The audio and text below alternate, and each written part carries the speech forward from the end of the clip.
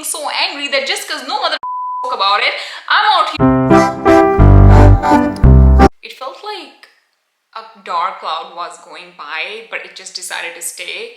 It felt like you're the main character, and yeah, you're talking to people and you're going out and all these things are happening around your life, but in your head it's just you and your eating disorder voice. No one else exists, no one else matters. As you're walking, as you're eating, as you're sleeping, as you're living, your entire life is controlled by a voice in your brain. I have tried to make this video I did not know I had something in the microwave. I have made this video 4 times already. I tried to when I was in college, I tried to after moving out, and I just ended up crying consistently every time. So I guess this is the right time. I remember being this happy, bubbly girl who's super extroverted and like an open book. You know those people who are just like always happy and smiling? I was those people. You could not have guessed looking at me that I might be struggling or going through something. Since I was giving so much energy to outside people, when eating disorder did come, it felt like there's something that no one knows about, something that I don't have to share with anyone, something that I could call my own. Because yes, I had friends, but they were not really friends. It's just like I had to put up this personality to even be liked. My eating disorder started from a best friend.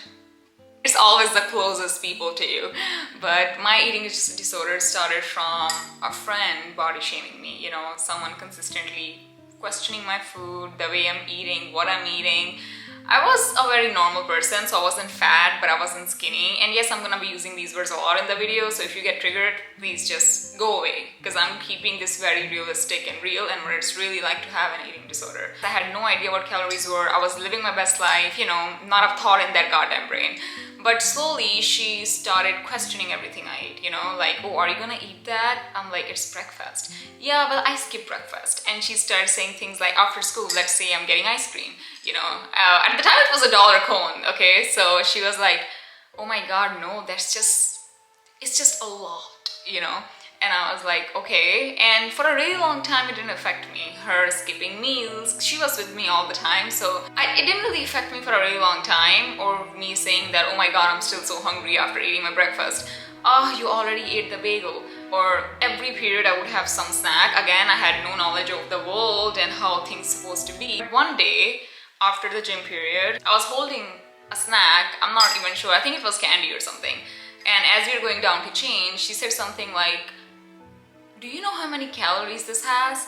And I'm like, no, I actually don't know how many calories this has, because I think I just got so fed up of her questioning every food I ate. So I just had to be like, no. She snatched the snack from me. She turned and she said, well, see, this is what calories are. At the point, I didn't even know what calories were. So I was like, I don't know what this even means. And she's like, well, you should go home and check. So the day goes by and I go home and I start looking up calories, and my life changed right after that.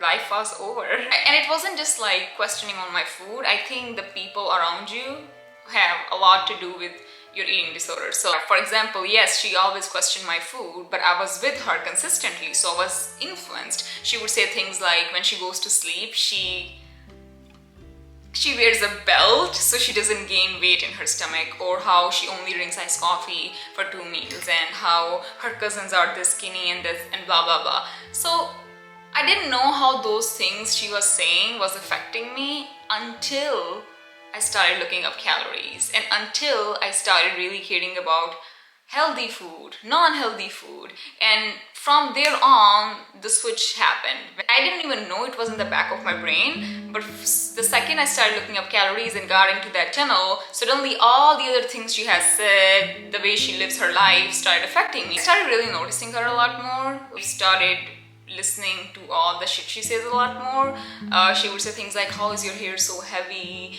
Like, yeah, it's heavy because I eat. It has nothing to do with like shampoos or anything, but suddenly all the small comments she made really started getting to me, and I thought she was better than me.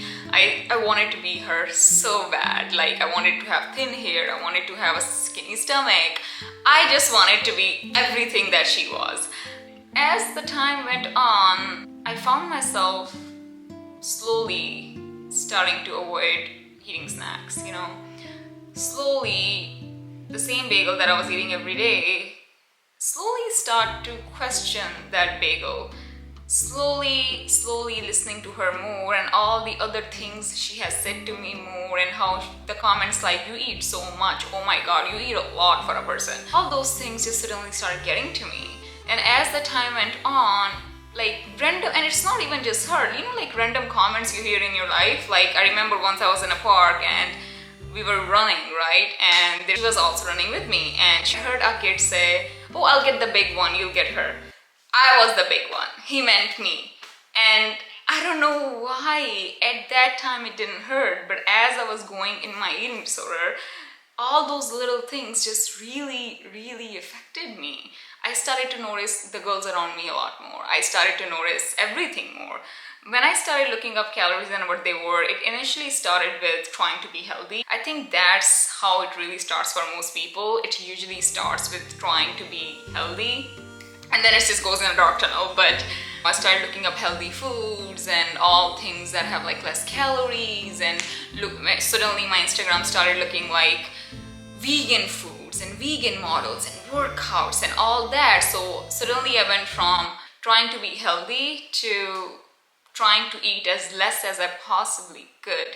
Yeah, I feel like Instagram had a lot to do with a lot of us fucking up our lives.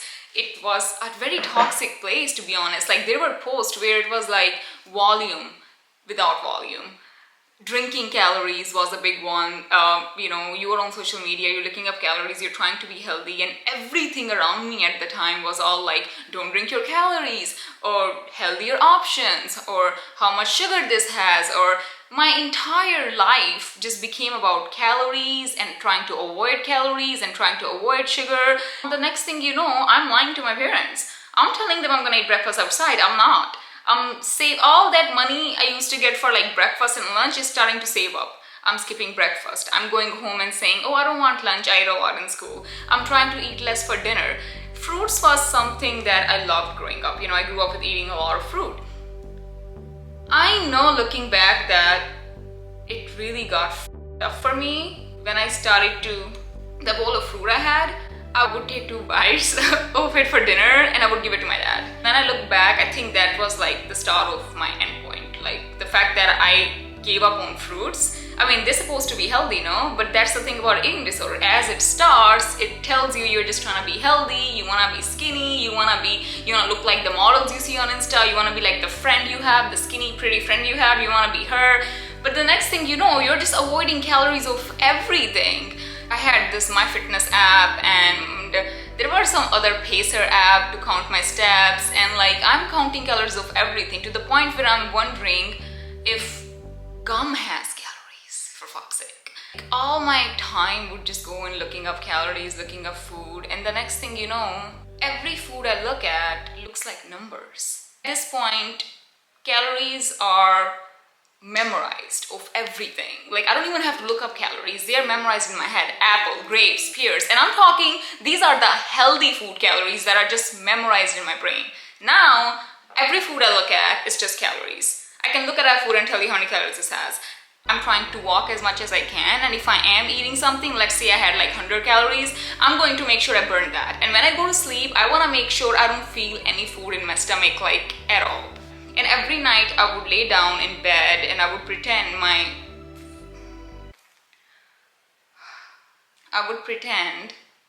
my fingers are scissor, and I would pretend to cut my stomach fat. I would have my hands like this between my legs as I lay on the side to make sure there is gap. And every night I would hate myself for eating something that a little bit unhealthy. As the nights started going by, my legs would shake with hunger, my body started getting weak, I started losing hair. A lot of hair, the super long hair I had just went out of the window.